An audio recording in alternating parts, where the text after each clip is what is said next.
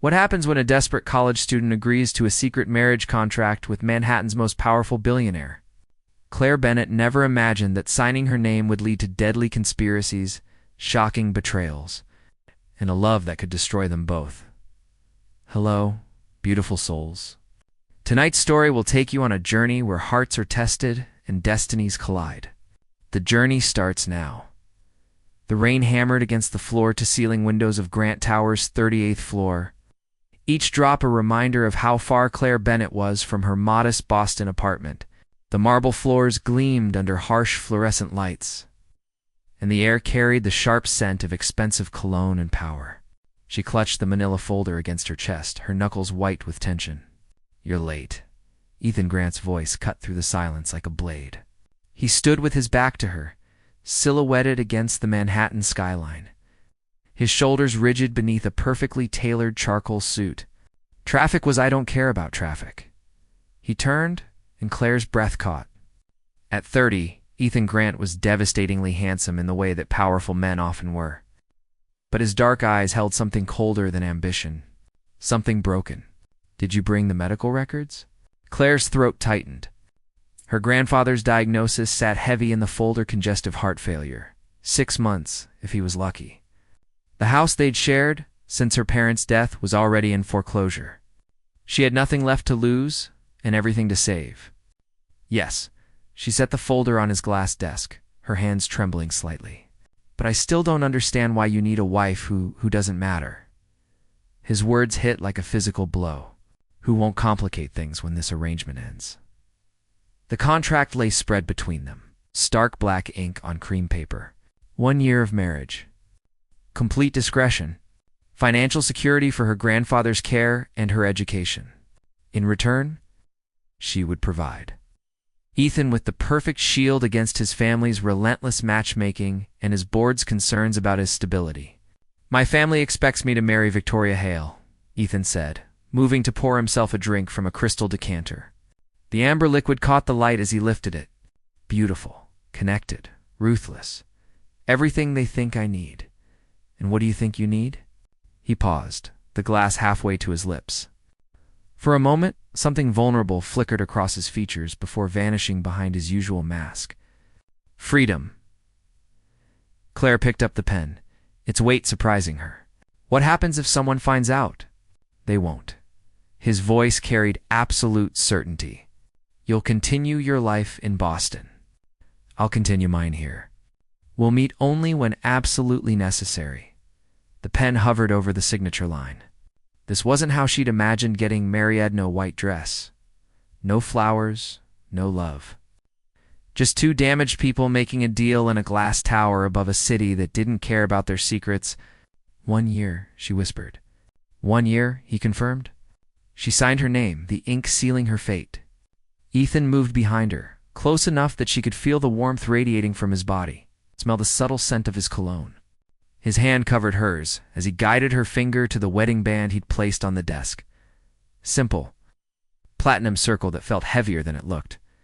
"Mrs. Grant," he murmured against her ear, his voice carrying an unexpected intimacy that sent shivers down her spine.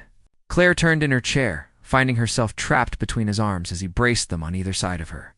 Their faces were inches apart, and she could see gold flecks in his dark eyes, could feel his breath against her lips. "This doesn't mean anything," she said, but her voice betrayed her, coming out breathless and uncertain. "No," he agreed, but neither of them moved. Nothing at all. The sound of his phone buzzing shattered the moment. Ethan stepped back abruptly, his expression closing off as he checked the screen. "Victoria's here," he said, his voice flat. "Early for our dinner?" "You need to leave." But as Claire gathered her things, her heart hammering against her ribs, she caught something in his reflection on the dark window, a flash of regret, maybe even longing.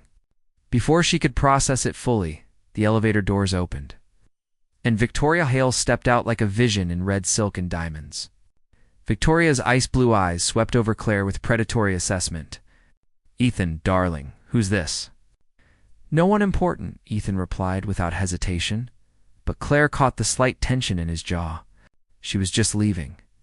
As Claire stepped into the elevator, she heard Victoria's laugh, sharp and triumphant. "Good, I have such exciting news about our engagement announcement." The elevator doors began to close. But not before Claire saw Ethan's reflection in the window again, and this time, he was looking directly at her.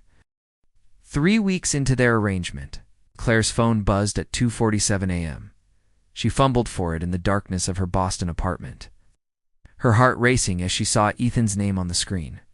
"I need you in New York. Now." His voice was strained. Different from the controlled businessman she'd signed a contract with. In the background, she could hear sirens, shouting, the chaos of something gone terribly wrong. "What happened?" "Just come. The Westin, room 1247. Use the name Sarah Mills." The line went dead, leaving Claire staring at her phone in the pre-dawn darkness. Every rational part of her brain screamed to stay in bed to pretend this call never happened. But something in Ethan's voice, his vulnerability she'd never heard before, had her throwing clothes into a bag. The train ride to New York felt endless. Claire pressed her face to the window, watching the countryside blur past as questions multiplied in her mind. What kind of trouble was Ethan in? And why had he called her of all people?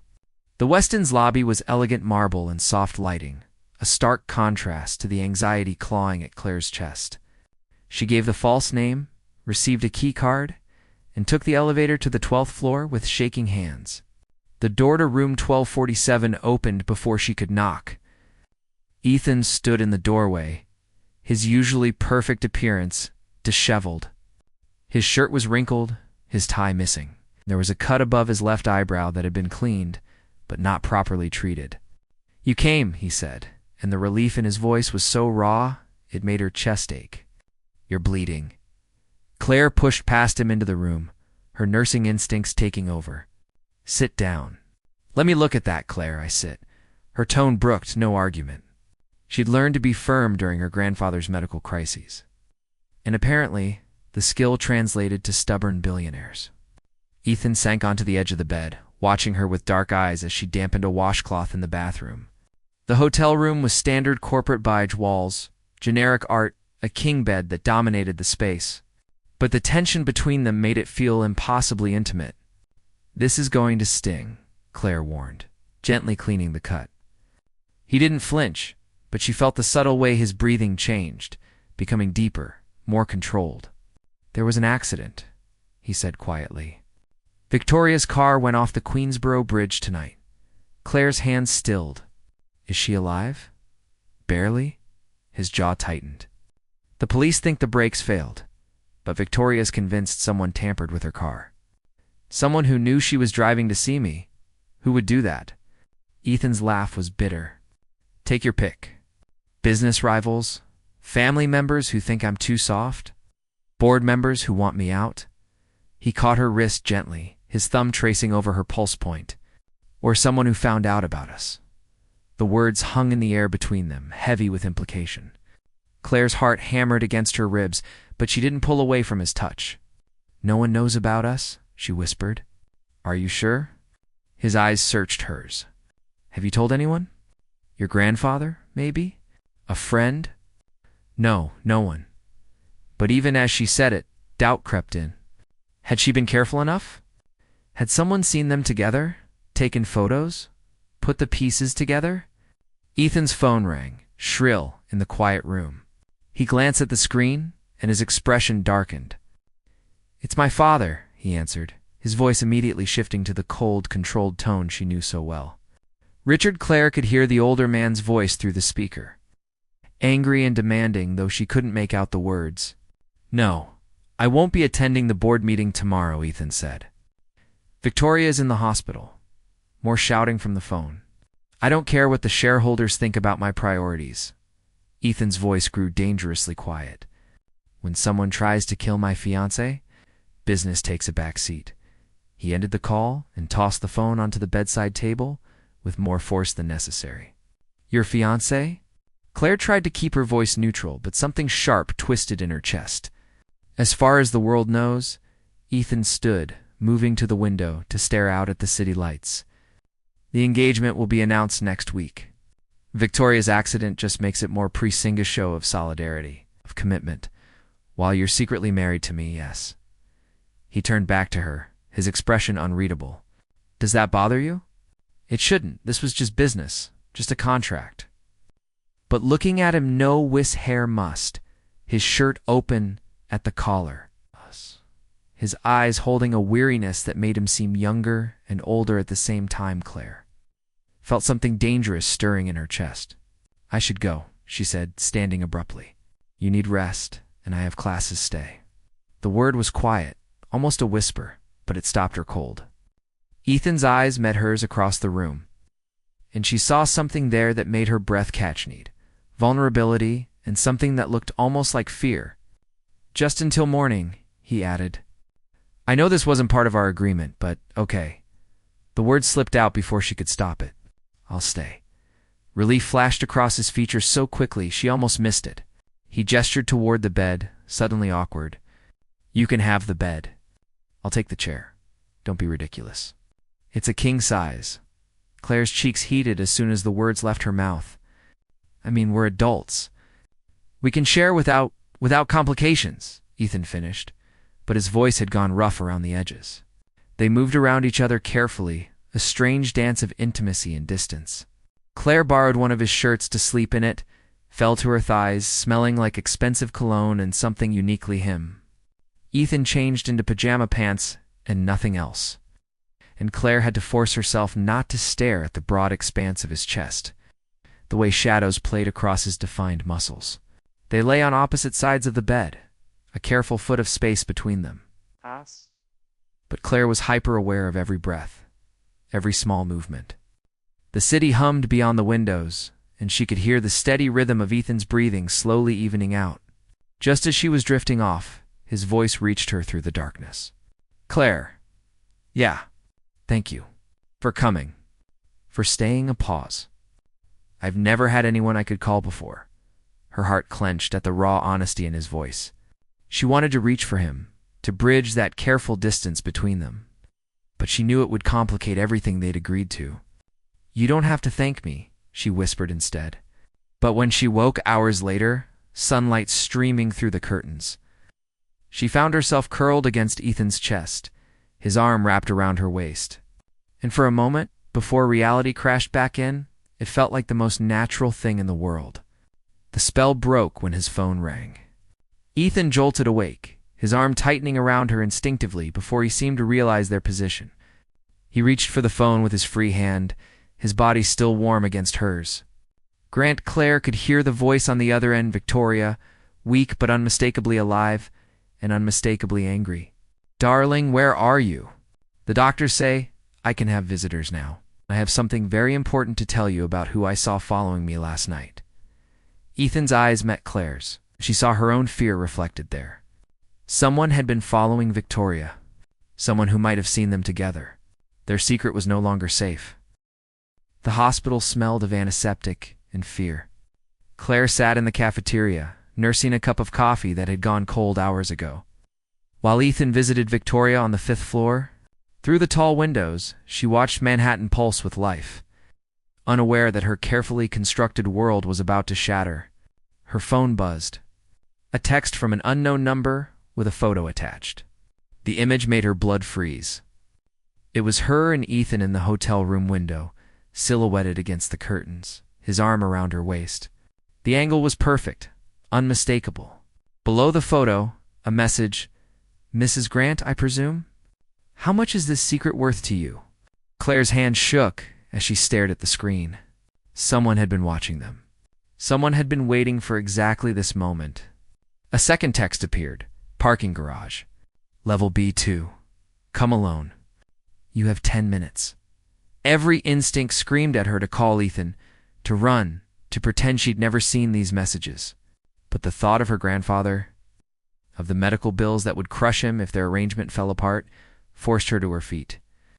The parking garage was a concrete maze of shadows and echoing footsteps. Claire found the specified section, her heart hammering as she waited in the fluorescent gloom. The smell of motor oil and exhaust made her stomach turn. Right on time. Claire spun toward the voice. A man stepped out from behind a concrete pillar, mid-40s, expensive suit, cold eyes that seemed to catalog her every weakness. She'd never seen him before, but something about his predatory smile made her skin crawl. "Who are you?" "Marcus Webb. I work for people who have a vested interest in Ethan Grant's personal life." He pulled out a tablet. Swiping to reveal more Fatisher entering Grant Tower, signing papers in Ethan's office, the wedding ring on her finger as she left the building. "Quite the paper trail you've left, Mrs. Grant. What do you want?" Smart girl. Direct. I like that. Marcus's smile widened. "It's simple, really. You're going to help us destroy Ethan Grant from the inside, never?" Oh, but you will." He swiped to another photo, her grandfather in his hospital bed, looking frail and vulnerable. Harold Bennett, 73 years old, room 412 at Boston Medical. Such a shame about his heart condition.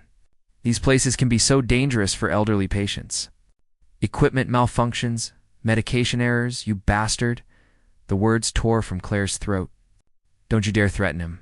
I'm not threatening anyone. I'm simply stating facts." Marcus pocketed the tablet. "You have a choice, Claire. Help us, and your grandfather receives the best possible care. Refuse, and what exactly are you asking me to do?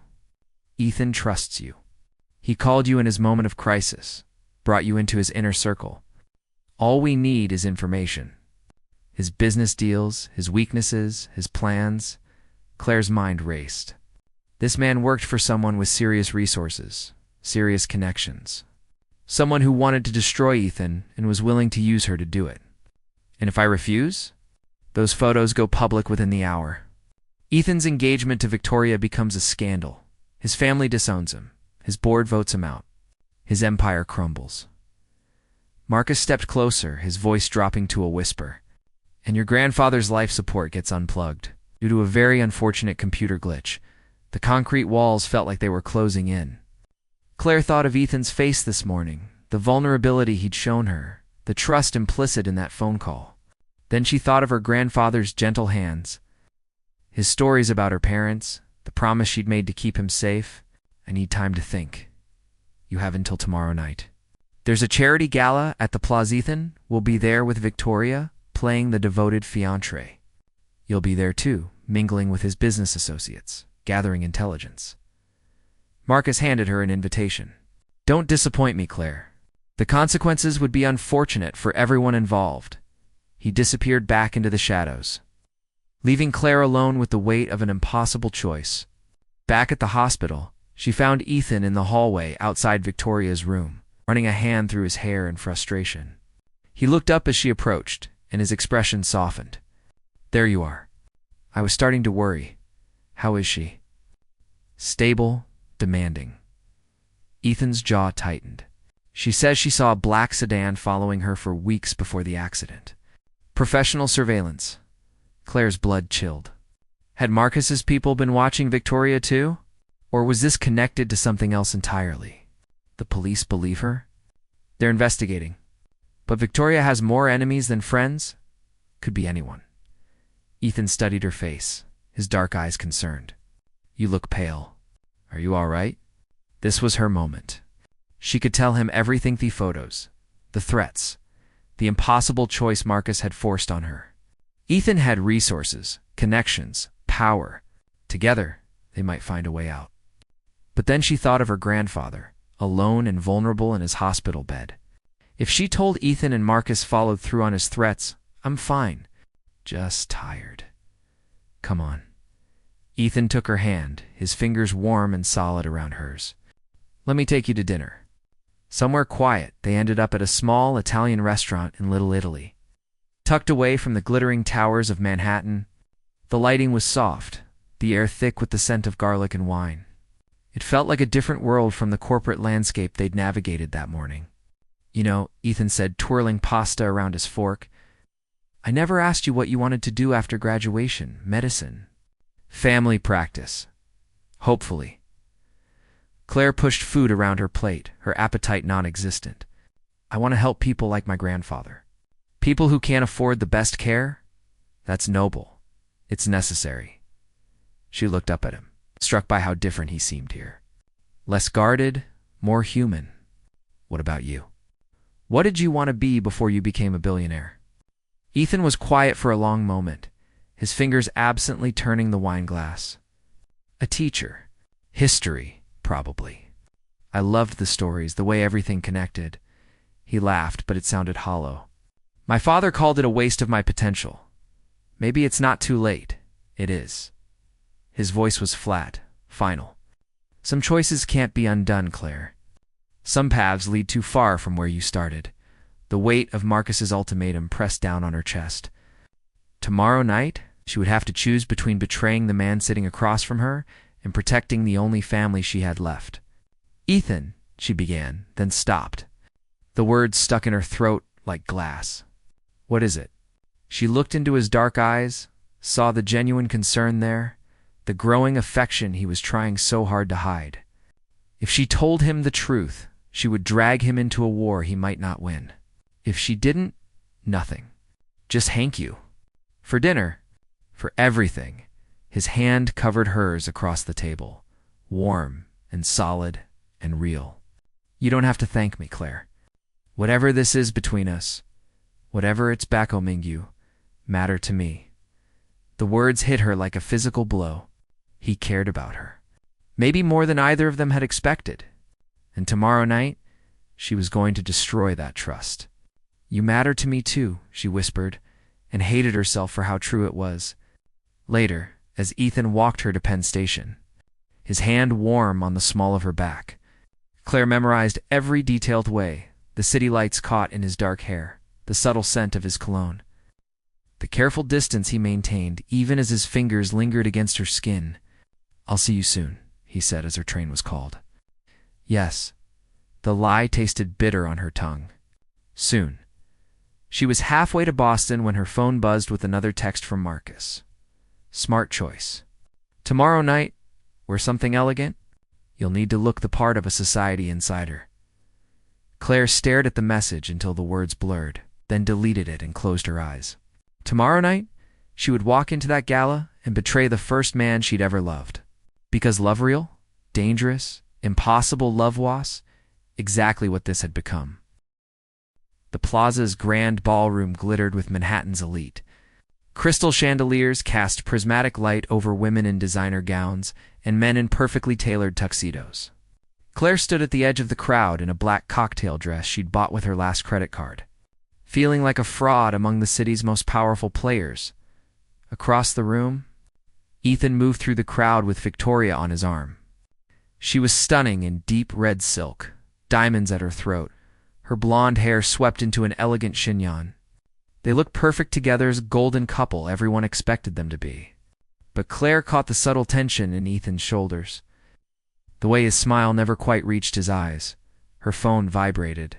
A text from Marcus, Northwest Corner. Senator Williams is discussing the infrastructure bill with 3 Grant Industries board members. Get close. Claire's hands trembled as she made her way through the crowd, wine glass clutched like a shield. She positioned herself near a marble pillar where she could overhear the conversation, her heart hammering against her ribs. The environmental impact reports are a joke, Senator Williams was saying. Grant Industries is cutting corners to maximize profit on the bridge contracts. Those reports were thorough, replied James Morrison, one of Ethan's board members. Perhaps too thorough. The delays are costing us millions. Ethan's being cautious, said another board member. Some might say overly so. Claire pulled out her phone, pretending to check messages while recording the conversation. Every word felt like a knife in her chest. These men were discussing Ethan's business in tones that suggested conspiracy, and she was helping whatever enemies wanted to destroy him. Ladies and gentlemen, the smooth voice of the evening's host cut through the chatter.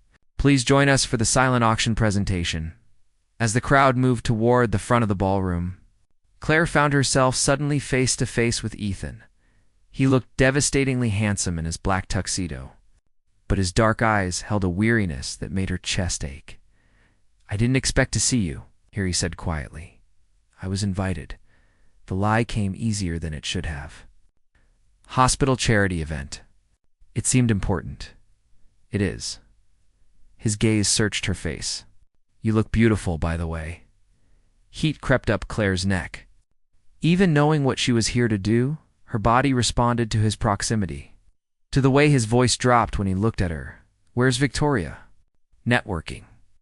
Or interrogating potential witnesses to her accident, it's hard to tell the difference. Ethan stepped closer, his voice lowering. Walk with me. They moved to a quieter corner of the ballroom, away from the main crowd. The music was softer here, the lighting more intimate. Claire felt like she was walking toward her own execution. I've been thinking about what you said at dinner, Ethan said. About second chances. About it not being too late. Ethan, no. Let me finish. He turned to face her fully, his eyes intense. This arrangement we have, it's changing. We both know it. Claire's phone buzzed insistently. Another text from Marcus. Move, now. The bathroom conversation between Harrison and Chen starts in 2 minutes. I should go, she said quickly. I'm supposed to meet someone who... Ethan's voice sharpened. Claire, what's wrong? You've been acting strange all evening. She looked into his facethe, strong jaw. The dark eyes that seemed to see straight through her careful loosened, felt her resolve cracking. He cared about her, maybe even loved her, and she was about to destroy everything they'd built. I can't do this, she whispered. Can't do what? Before she could answer, Victoria appeared beside them, her smile sharp as cut glass. Ethan, darling, I've been looking everywhere for you. Her ice-blue eyes assessed Claire with predatory interest. And you are? Claire Bennett, Ethan said smoothly. She's a nursing student. We were discussing the hospital's new cardiac wing. How fascinating. Victoria's tone suggested it was anything but. Well, don't let me interrupt your charitable conversation. Ethan, when you're finished, Yamamoto representatives would like to discuss the Tokyo merger. She glided away, leaving a trail of expensive perfume and subtle threat. Claire watched her go, noting the way several men's eyes followed her progress across the room. She doesn't know about us, does she? Claire asked. No one does. Ethan's jaw tightened. That's the point. Claire's phone buzzed again. This time it was a call from an unknown number. She knew without looking that it was Marcus. Wondering why she wasn't following his instructions. Answer it, Ethan said. Noticing her hesitation? It's nothing. Answer it, Claire. His tone brooked no argument. With shaking fingers, she accepted the call and put it on speaker. Marcus's voice filled the space between them, cold and threatening. Ms. Bennett, you're not where you're supposed to be. Ethan's expression went deadly still. Who is this? Someone who knows all about your little secret. Mr. Grant, your wife has been very helpful in gathering information about your business practices. Claire. I can explain, she whispered, but the words felt hollow, inadequate. Can you? Ethan's voice was arctic. Can you explain why you're working with someone who's been threatening my family? My business? They have my grandfather. They threatened to so you sold me out. The hurt in his voice cut deeper than anger would have. You sold us out. No, Ethan, please. But he was already walking away, his shoulders rigid with betrayal. Claire watched him disappear into the crowd, feeling like her heart was being ripped from her chest. Her phone buzzed with a text from Marcus. Well done. Though not quite as we planned. Mr. Grant knows about you now, which makes you even more useful. He'll do anything to protect you, including destroying himself. Claire stared at the message, realization crashing over her like ice water. This had been the plan all along. Marcus hadn't wanted information, and wanted to position her as a weapon against Ethan. A weakness his enemies could exploit. She found Ethan on the hotel's rooftop terrace. Standing at the edge of the balustrade with Manhattan sprawling below him, the wind whipped through his dark hair, and he looked like a man contemplating the fall. Don't, she said quietly. He didn't turn around. Don't what? Don't think about jumping. It won't solve anything. I wasn't thinking about jumping, Claire. I was thinking about how quickly everything can collapse. He finally turned to face her, his eyes hollow. 6 months ago, I was untouchable. Now, my fiancé was nearly killed. My business is under attack. And the woman I trust, the woman you what? It doesn't matter now. Claire stepped closer, her heart breaking at the distance in his voice. It matters to me, does it? Or is that part of their plan too? I love you. The words tore from her throat, raw and desperate. That was never part of any plan. I love you, and I'm sorry. I'll do whatever it takes to fix this. Ethan's expression flickered, surprise, hope, then bitter resignation. You can't fix this, Claire. They have everything they need now. Photos of us together, recordings of our conversations, evidence of our marriage. They'll use it all to destroy me. Then we fight back. How? You've already given them nothing that matters. Claire pulled out her phone, showing him the recording app she'd been running all evening.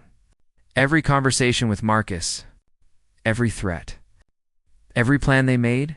She deleted the files Marcus had wanted, then held up the phone. This is what matters.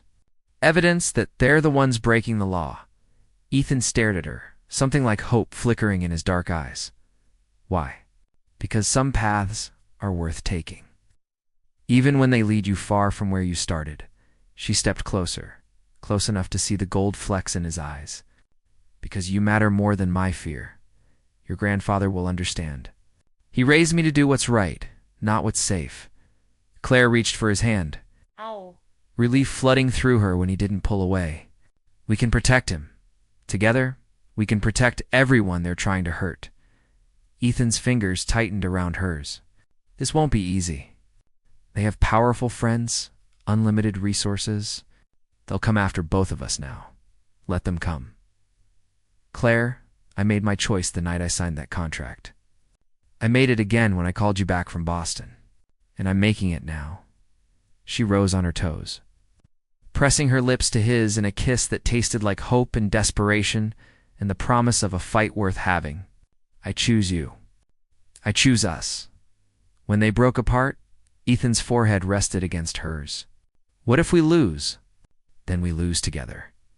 His phone rang, shrill in the night air. Ethan glanced at the screen and his expression hardened. Victoria. She's been calling all night. Answer it. He hesitated, then accepted the call. Victoria's voice was sharp, panicked. Ethan, thank God. Someone broke into my apartment. They took everything me computer, my files. Even the photos from the line went dead. Ethan and Claire stared at each other, the implications crashing over them. Victoria's apartment had been ransacked. Marcus's people were escalating, becoming desperate. We need to find her, Ethan said. No. Claire grabbed his arm as he moved toward the door. That's what they want. They're using her to flush us out, to separate us. She could be in real danger. We all are. Claire's voice was steady despite the fear coursing through her veins. But we're stronger together than apart. That's what they're afraid of, that we won't let them divide. Us. Ethan's phone buzzed with a text from an unknown number. The plaza's parking garage. Come alone, or Victoria Hale dies tonight. Claire read the message over his shoulder, her blood running cold. It's a trap, I know. Ethan's voice was grim. But I can't let them kill her because of me. Then we don't go alone. Claire, no more arguing. No more protecting each other by pushing each other away. Claire's voice was fierce, determined. Whatever happens next, we face it together. As they headed toward the elevator, hands clasped tight. Neither of them saw the figure watching from the shadows of the terrace. Victoria Hale, very much alive and holding a phone that hadn't been broken at all. The parking garage beneath the plaza was a concrete tomb of shadows and echoing footsteps. Claire and Ethan moved through the maze of cars, her hand clasped tightly in his. Both of them scanning for threats in every darkened corner. This feels wrong, Claire whispered, her voice barely audible above the hum of fluorescent lights. Everything about tonight feels wrong. Ethan's jaw was tight. His free hand ready to reach for the gun, Claire knew he carried a necessity in his world of corporate warfare and personal vendettas. They found Victoria's red Porsche in Section C, but it was empty. No signs of struggle, no broken glass, no indication that anything violent had happened here. Just an expensive car sitting silent in the artificial light. Where is she? Claire asked. Right here. They spun toward the voice. Victoria stepped out from behind a concrete pillar, her red gown pristine, her blonde hair still perfectly arranged. But her ice blue eyes held something Claire had never seen before. Not cruelty or calculation, but genuine fear. Victoria. Ethan's voice was sharp with relief and confusion. Are you hurt? We got your message. I never sent a message. Victoria's voice shook slightly. Someone used my phone. They've been using me for weeks. Claire felt Ethan's hand tighten around hers. What are you talking about?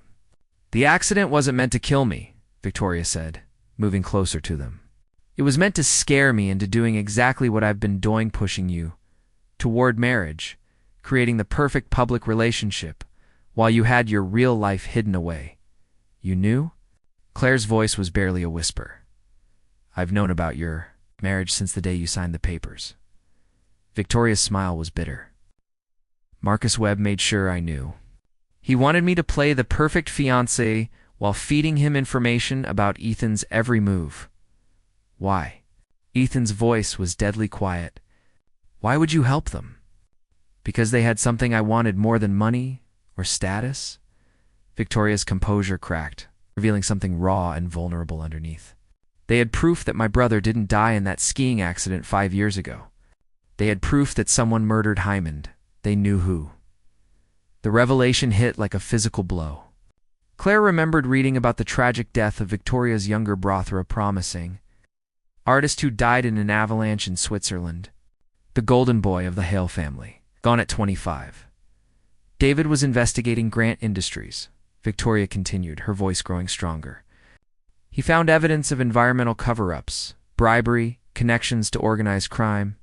He was going to expose everything until someone made sure he never made it off that mountain. Ethan went very still. You think my family killed your brother? I know they did. Victoria pulled a tablet from her purse, swiping to reveal documents, photos, financial records. Marcus gave me everything David had collected. Your father? Your uncle? 3 board members thought I've been using Grant Industries as a front for money laundering and environmental crimes for decades. Claire stared at the evidence, her mind reeling. But why involve us? Why the elaborate scheme with Marcus? Because Ethan was getting too close to the truth himself, Victoria said. His environmental initiatives, his forensic audits of old projects, he was going to uncover everything his father had hidden. So they needed leverage. They needed something to destroy him with if he got too close. Our marriage, Ethan said flatly. Your marriage. Your feelings for Claire? Your grandfather's medical bills. Victoria looked directly at Claire. Marcus has been orchestrating everything, your grandfather's sudden decline, the foreclosure on your house. Even your acceptance to the graduate program that brought you to New York, he needed you desperate enough to accept. Ethan's proposal. The world tilted sideways. Claire felt like she was falling, even though her feet were firmly planted on concrete.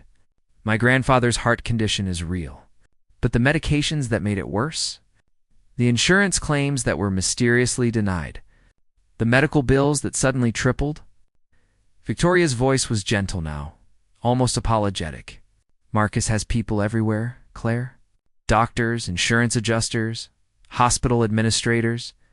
He's been slowly poisoning your grandfather while making you believe it was natural progression.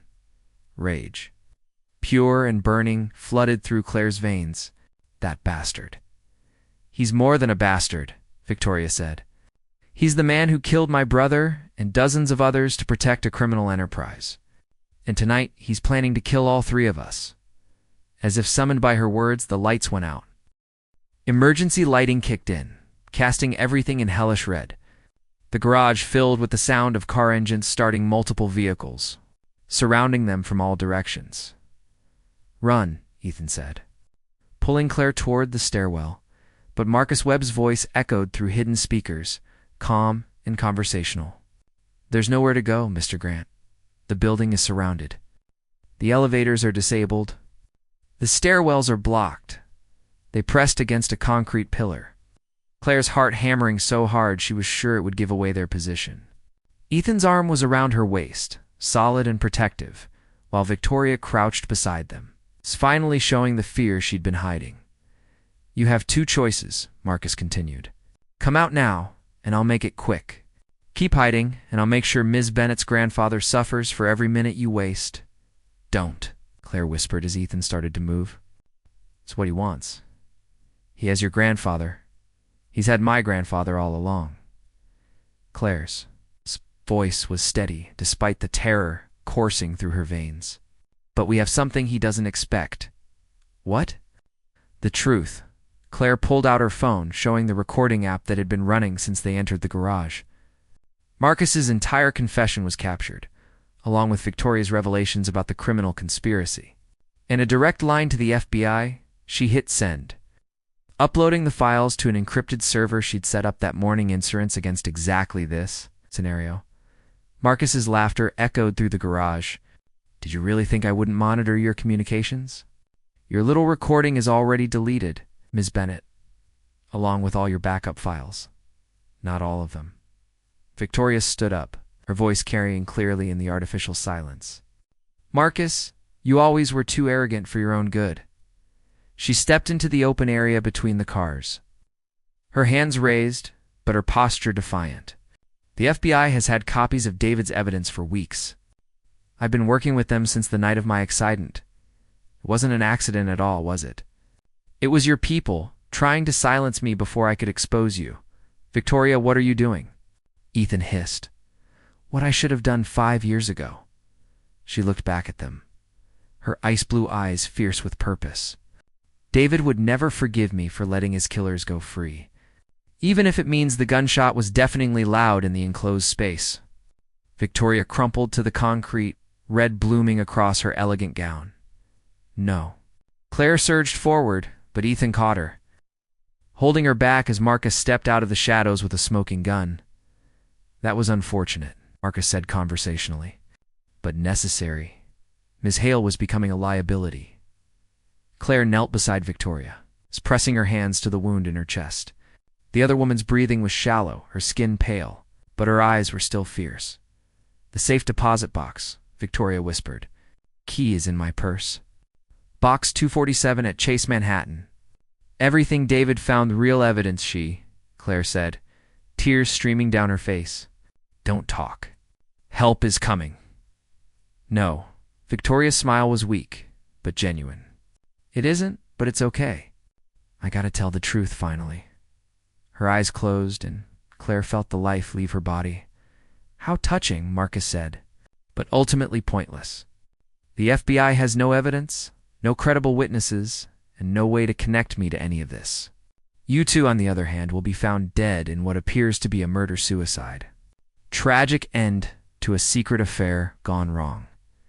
Except for one problem, Ethan said, standing slowly. You're not the only one who's been planning tonight. The garage filled with the sound of sirens, not one or two, but dozens. Red and blue lights flashed through the entrance as FBI vehicles poured into the space. Surprise, Ethan said grimly. Victoria wasn't the only one working with federal agents. Marcus's expression shifted from confidence to confusion to rage. Impossible. Grant Industries has been cooperating with the FBI's investigation into environmental crimes for 6 months, Ethan said. Every conversation, every meeting, every threat you made has been recorded, including tonight. Claire looked up at him in amazement. You knew? I suspected. Victoria's accident, the corporate espionage, the attacks on my businesses, all pointed to someone with serious resources and government connections. So I reached out to the FBI myself. Ethan's smile was grim.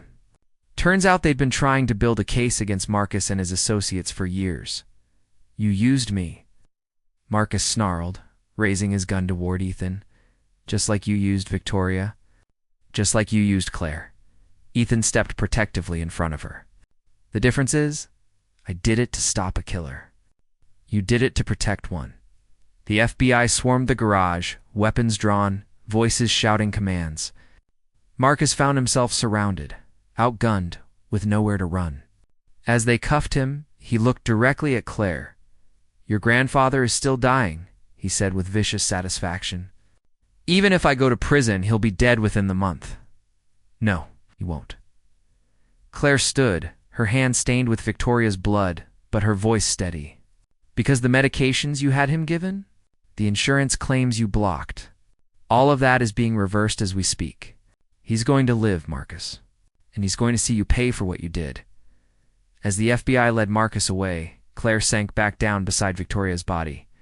The other woman looked peaceful now, as if she'd finally found the rest she'd been seeking since her brother's death. She saved us, Claire said quietly. She saved everyone. Ethan knelt beside her, gently closing Victoria's eyes.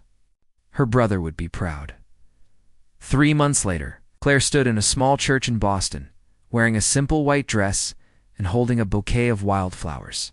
Sunlight streamed through stained glass windows, painting everything in jewel tones. Her grandfather sat in the front pew, weak but alive, his eyes bright with joy as he watched his granddaughter marry the man she loved. Ethan looked devastatingly handsome in his navy suit, but it was the expression in his dark eyes that made Claire's breath catch love, devotion, and the promise of a future built on truth instead of deception. Do you, Claire Bennett, take Ethan Grant to be your lawfully wedded husband? I do, she said, and this time the words carried the weight of choice rather than desperation. Do you, Ethan Grant, take Claire Bennett to be your lawfully wedded wife?